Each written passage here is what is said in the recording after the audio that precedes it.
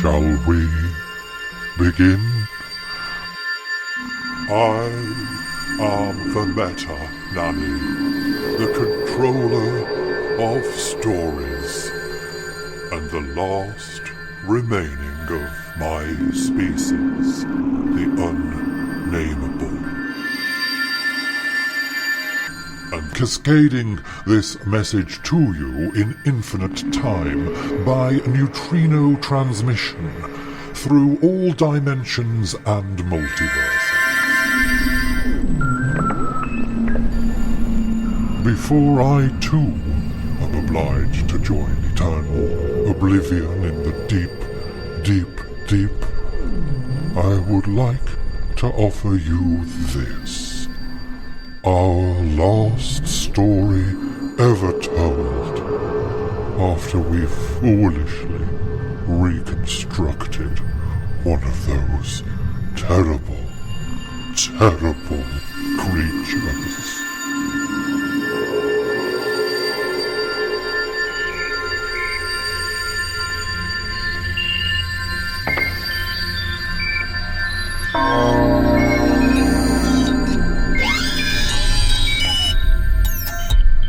Danger.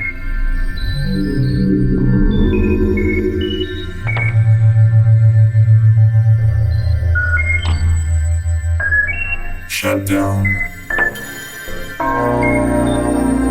The system is shutting down. Opening doors.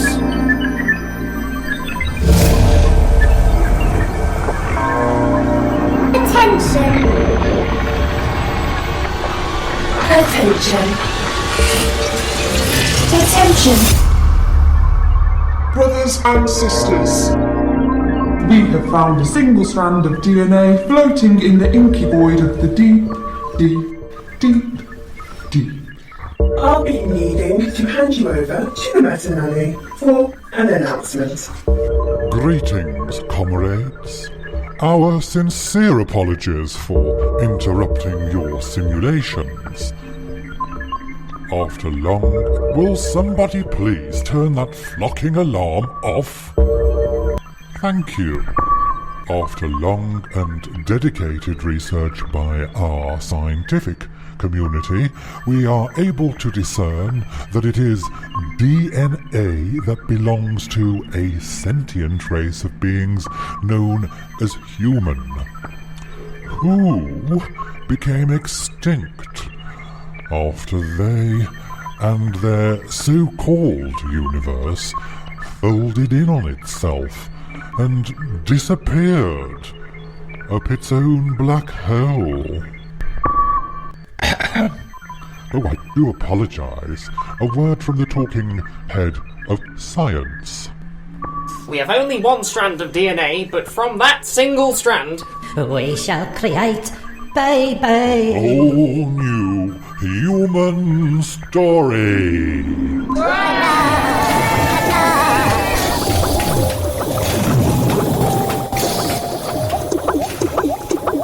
In the bubbling recess of the gestation laboratory, a simmering womb sack full of human genes cooks baby, who is almost done. Hello, this is a public cervix announcement. A public cervix announcement. Baby is coming! Hello, this is a public cervix announcement. A public cervix announcement. Baby is coming! a public cervix announcement. Baby is coming.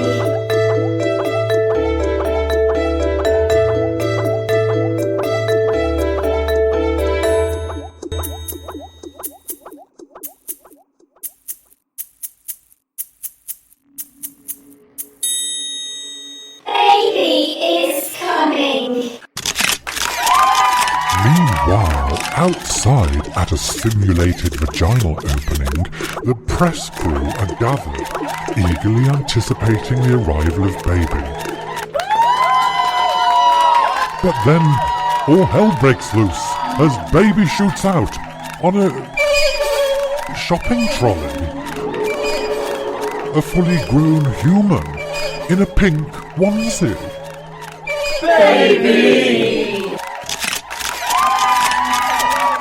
Hey baby, what's it feel like to be born? Are you really a blank slate upon which we shall write you? Is it good to be here? Or do you prefer a nice cosy room? All curled up? In front of a delicious placenta.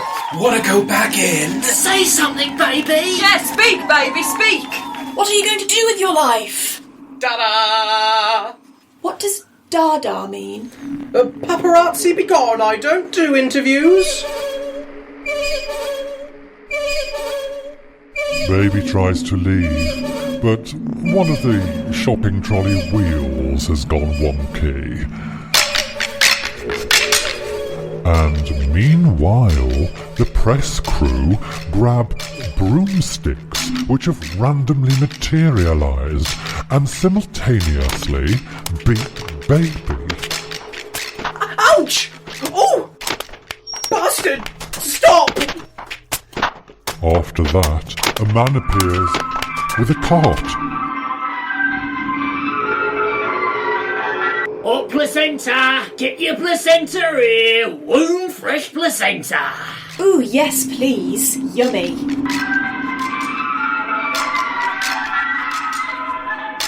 The press crew all gather behind their wall of sticks, martial arts style, and then part them and peep through at Baby.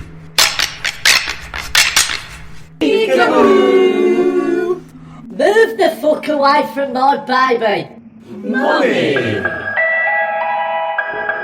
Mummy is a drag queen Banroku puppet from Japan with a helmet of golden hair and a Brummy accent. Now listen here, you. How dare you say Dad was your first word? I scrimped and saved and worked my fingers to their fucking puppet bones for you. I knew you could at least have called for your mummy. Yes, all right, Mummy. When I said Dada, I was actually referring to the early 20th century art movement. The what, you swat? Mummy! I don't like bad language in a mummy. Please kindly nip yourself in the bud. Listen here, baby. It's my job to get you on the life journey. The life journey? That's right. To find the transcendental object at the end of time. And then, when you have the transcendental object at the end of time, you'll leave me, you bastard, and forget all about me. Here, on her own. You poor old shrunken... Shrivelled. Bone dry. Petrified. Desiccated. Puppet mother. Anyway, fuck you. You can send me a monthly stipend. Fine. Whatever it's going to cost to keep me away from you. First things first, you need to find a friend of the oculist. The what? Oculist. The occult eye surgeon, stupid. Keep up. Baby enters the oculist shop.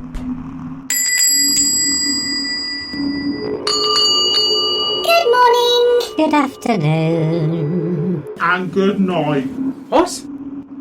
Oculists are multi-dimensional beings that exist in all time zones at once, which is a little confusing. But other than that, it's all a bit sort of 19th century, really. There are, in fact, an entire ensemble of oculists who share their business premises with a bunch of terribly posh proctologists. Anyway, they all buzz around Baby. Attention. Attention. Attention. Attention. For those not familiar with the term proctologist, it's just a doctor that specialises in bottoms.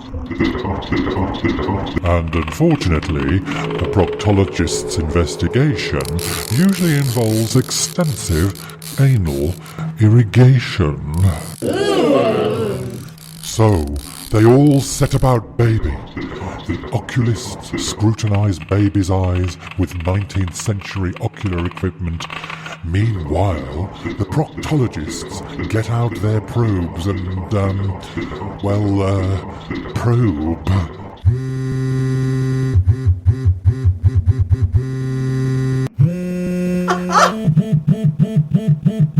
Bloody hell! Oh! No! What? Is that absolutely necessary? We're looking into your eyes. And your ass. Your eyes and your ass. Actually, it's your mind's eye we want. We look into your dreams. So you must choose 2 dreams to live out the life journey. And at the end of the journey, you will have incantation. And with the incantation, you open the gate. And through the gate is the eschaton, the transcendental object at the end of time. But I haven't had any dreams yet, so I was only born a few minutes ago. Well, that could be 6 lifetimes here on the radio in fiction land, darling. Your eyes, they were shut tight in the moon waters, were they not? Oh yeah, it's wide shut, but my bowels were open. Ooh. Most of the time, actually. Ooh. Now then, moving along. It seems that the oculists and the proctologists have in fact found what they're looking for. There are plenty of dreams. Come and have a look, everyone. Aha, here we are. Dream number 1. A world with no money, sunshine and utopia. Sounds nice, but it won't do here. Number 2. Is this a simulation? Or is it a simulation within a simulation? Am I really here? Do I really exist? Is God really? Pause. Wait for it. Is God really? My Little Pony in disguise. How do we pray to him? Oh, I know. My Little Pony, bless. Kiss, kiss, kiss. And my little pony who art in heaven. Hail Mary, mother of my little pony. No. Okay then. Dream number 4. On the run from erotic spiders. 5. I think you'd best stay away from my bumhole. 6. The Beirut Hotel with a secret garden full of handsome Arab men waiting to wank you off. 7. Enough cum to wallpaper my living room. 8.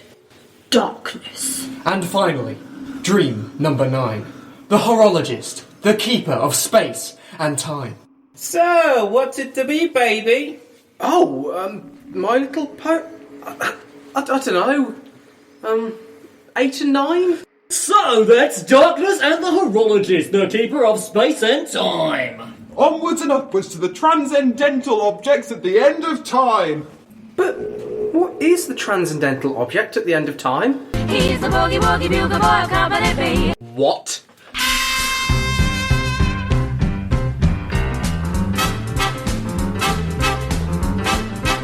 He was a famous trumpet man from out Chicago way. He had a boogie style that no one else could play. He was the top man at his craft. But then his number came up and he was gone with the draft. He's in the army now, a blowing reveille. He's the boogie woogie bugle boy of company B. He's got the answer to life and everything. He's the boogie woogie bugle boy of company B.